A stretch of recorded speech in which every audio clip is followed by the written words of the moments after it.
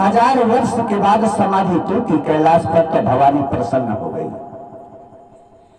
राम नाम शिव सुमिरन लागे, जान सती जगतपति जागे।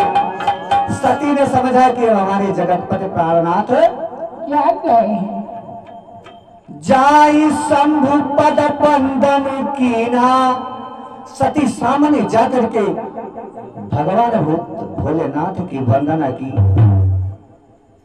जाई शंभु पद बंदन कीना, सन्मुख शंकर आसन दीना। सन्मुख शंकर आसन दीना, सन्मुख शंकर आसन दीना।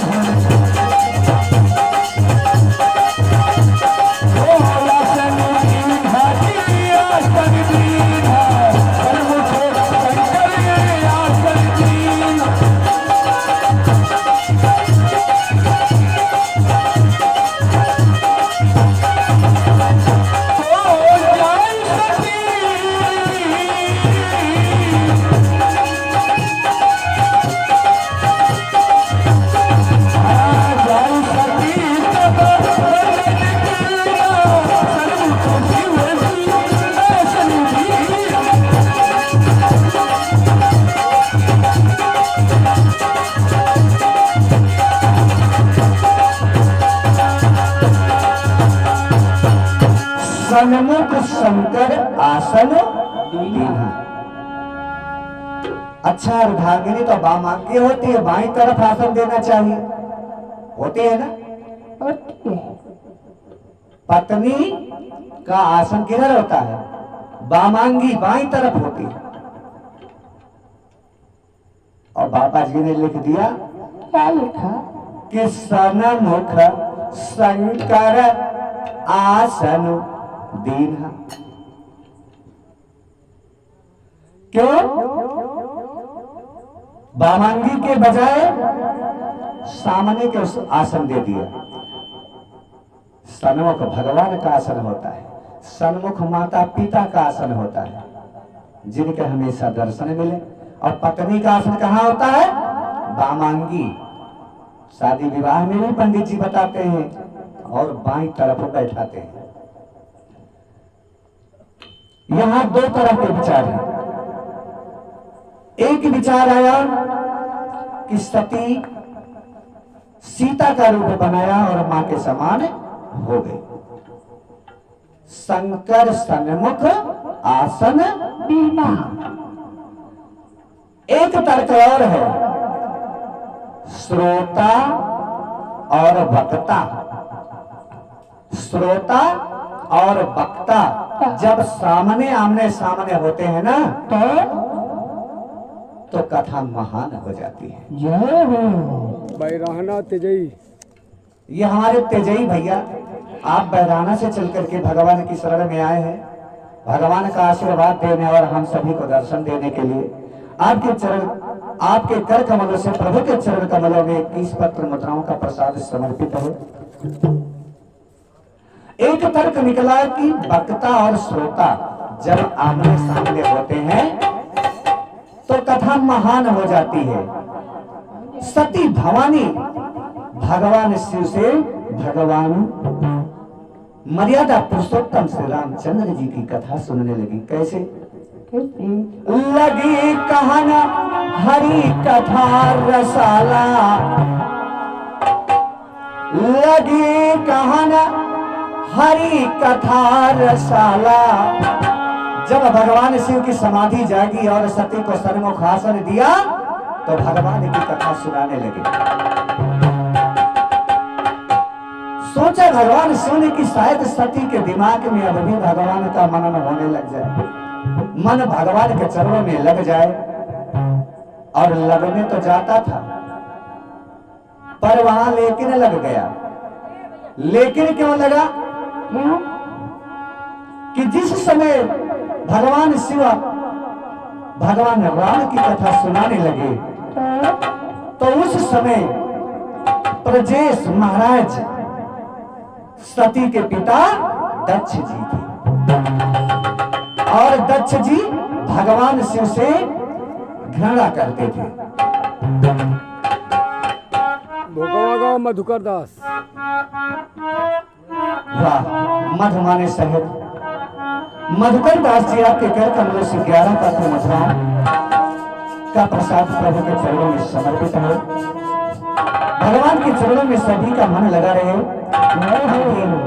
हम भी यही कामना करते हैं। रतिपाल गजनीपुर। ये हमारे रतिपाल भैया भैया आप गजनीपुर से चल करके भगवान के दर्शन के लिए, भगवान की कथा के लिए, भगवान के प्रसाद के लिए आए हुए हैं। हम सभी को शुभ आशीर्वाद देते हैं कि हमेशा भगवान की कृपा सबके ऊपर बनी रहे। और प्रभु आपकी कृपा से सब काम हो रहा है।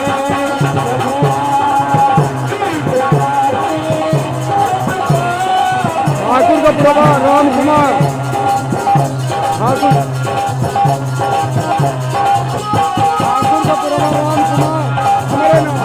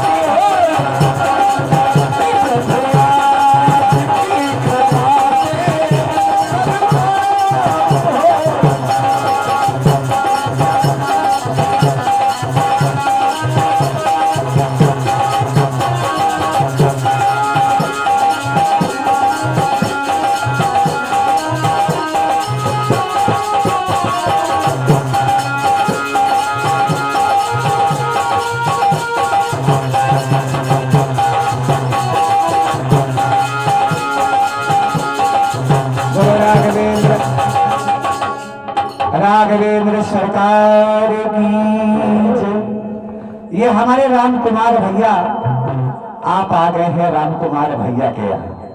राम कुमार भैया आप ठाकुर के पुरा के निवासी हैं। आपके कर कमलों से 30 पत्र मधुरा का प्रसाद भगवान प्रभु श्री राम के चरणों में समर्पित है। लागे कहना हरि कथा रसाला, दक्ष प्रजेश भये तेहि काला। उस समय वहां के राजा, इस त्रिलोकी के राजा दक्ष प्रजापति थे। और दक्ष प्रजापति कौन थे?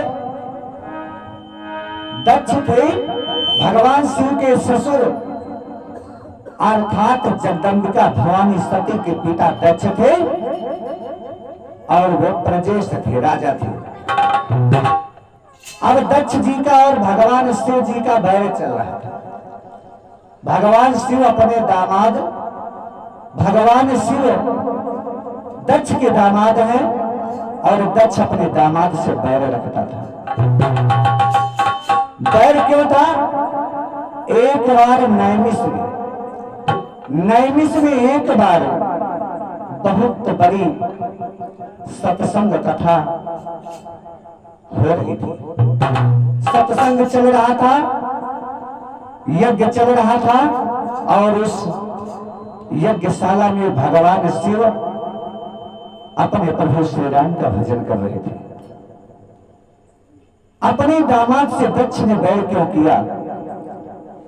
जब भगवान शिव अपने प्रभु श्री राम का भजन कर रहे थे, उसी समय उसी प्रांगण स्थान में जो नैमिष सीतापुर जिले में स्थित है, उस सत्संग में, उस यज्ञशाला में दक्ष जी जा पहुंचे। जब दक्ष जी वहां पहुंच गए तो सभी मुनि, सभी देवता, सभी ब्राह्मण, सभी जन समुदाय उठ करके दक्ष को प्रणाम किया। दक्ष को प्रणाम किया। दक्ष जी अपनी प्रजा से प्रसन्न हो गए। लेकिन भगवान भोलेनाथ भगवान भूत भोलेनाथ ने उठ करके अपने ससुर को प्रणाम नहीं नहीं किया। करना चाहिए ना, चाहिए करना।